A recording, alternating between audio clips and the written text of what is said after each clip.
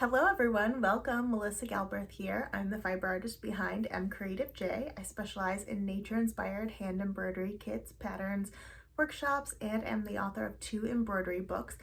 You can find me here on YouTube at MCreativeJ. You can also find me on Instagram, Facebook, and Pinterest at MCreativeJ as well.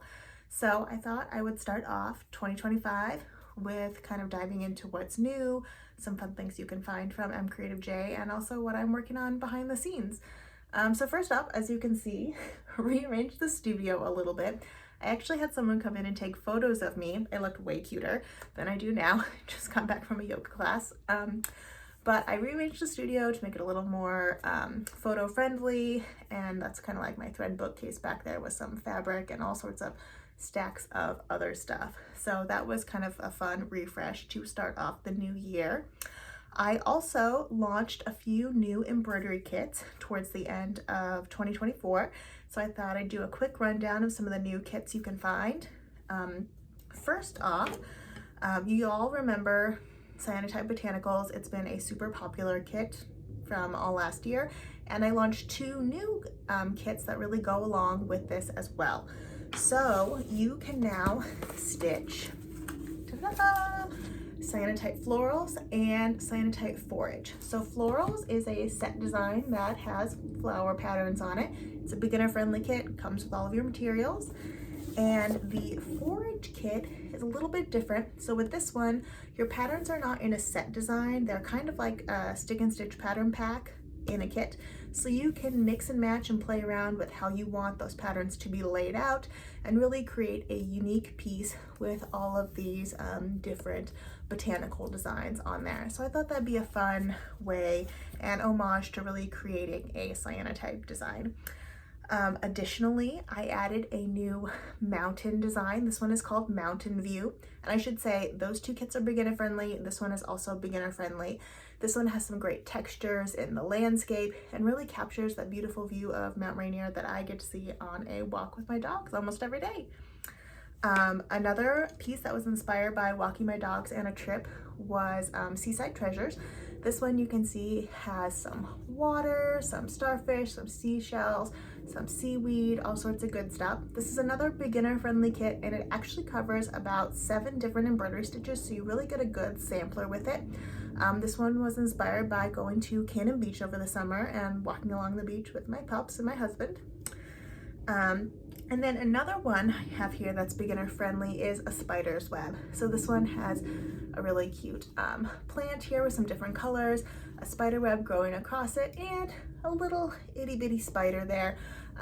Honestly, I am terrified of spiders, and we have so many giant ones in our backyard that look very similar to this guy. But I faced my fears and turned it into this cute kit, and this one was actually really popular during the holidays, so I'm excited to see how it does for the rest of 2025. And then one more kit that I put together is this intermediate kit called Canyon Park. And this one was inspired by visiting Zion with my friend last year at the end of February.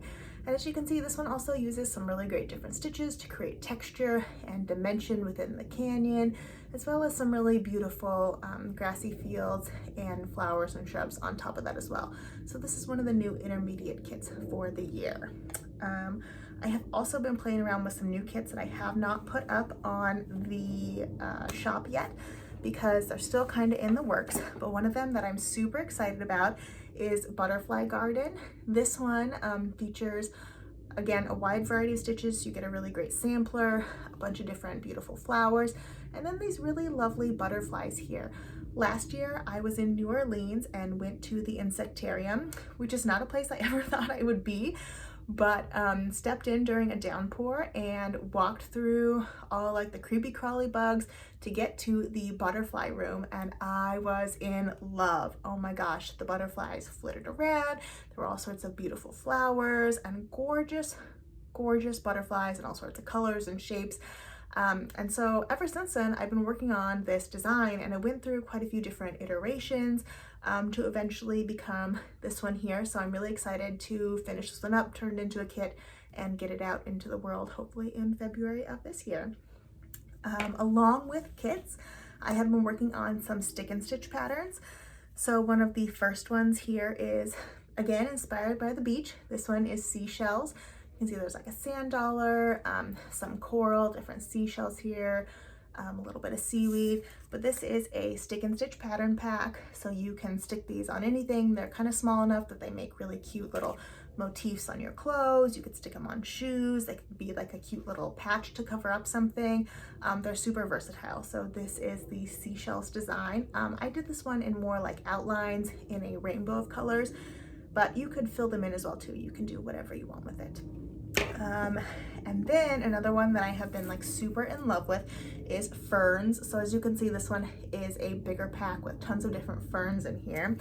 And I have been stitching ferns on everything. So one of the pieces that I worked on that was kind of just for me to play around with these designs is this like mini wall hanging quilt here that I did that features all the different fern patterns. And actually there's even more in this pack here than what is on this mini wall hanging here, because you know, I figured why not add more? They fit on the page.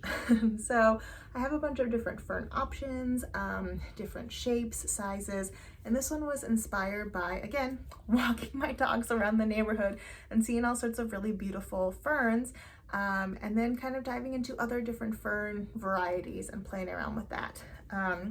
This is not the only fern piece I've been working on, actually. I was gifted this slate frame by Artful Fox and have been kind of playing around with that.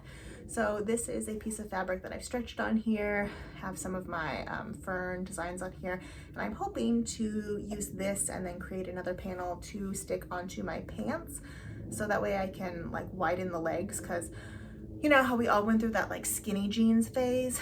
Well, still have some of mine, but I don't wear them because they're like so ungodly tight that I often wonder how I even squeezed into them. But they fit really well in the waist, and I don't want to buy another pair of pants, so I'm like, let's see if I can like widen the leg, put in a really cute panel, and do that. So we'll see how it goes. I will say this is not my first project with these fern patterns. Along with the mini wheeled quilt there, I decided I wanted to try to do a lampshade with those patterns, and the first one did not turn out well. I realized I like put it on the lampshade wrong, and it was all sorts of a hot mess, so that one unfortunately went goodbye. And I'm starting again with some more fern patterns, so let me grab that real quick.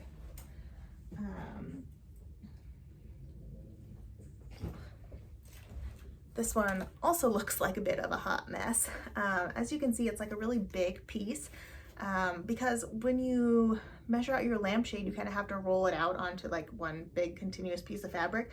And so it's like long and wide. And this one is just like too big to fit in my slate frame and easily stretch it out that way.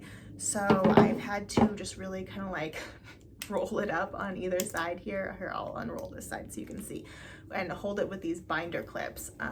But you can see over on this side here, it has some of these like fern patterns already, and then I've like traced the outline of the lampshade, that once this is all kind of like ironed, I will, and like finish stitching, I'll take it out of the hoop and then kind of iron it up and put it on the lampshade and hopefully have it all stick on there as well. I picked like a really light colored fabric so that way light can shine through really well. And I just thought this pattern was like really fun. I think it's a Carolyn Friedman fabric, or Friedland, I'm probably not saying that right. But it's been sitting in my stash for forever, and I was like, I'm gonna use this fabric. I just need to use it, otherwise it's gonna keep sitting there.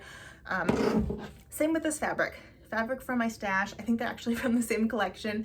But I was like, I want something cool to do on this, and I've just been holding on to it, and I figured the juxtaposition of kind of like the city grid lines with these more organic plants would be a really good option. Also, my pants that I'm putting those on are black, so I figured that would be a good fabric to stick on there so they don't stand out too much. But we'll see how it goes, you know? Big thoughts for projects, and it's always good to have like quite a few in the works. So that's kind of like a super fast, quick rundown of what I've been working on, what's new for MCreativeJ, and I'm excited to have some more projects coming up, figuring out what I want to work on, what inspires me. I'm going on a few trips this year to Las Vegas and Chicago, and LA. So I'm hoping that I'll get out in nature and feel more inspired to create some new designs that way as well too. But thank you so much for sticking around and seeing what's new. And if you have any questions, drop them in the comments, share what you like, what you want to see. If you want a more in-depth review of any of these kits or projects I'm working on, let me know. I'd love to chat more about hand embroidery. Until later.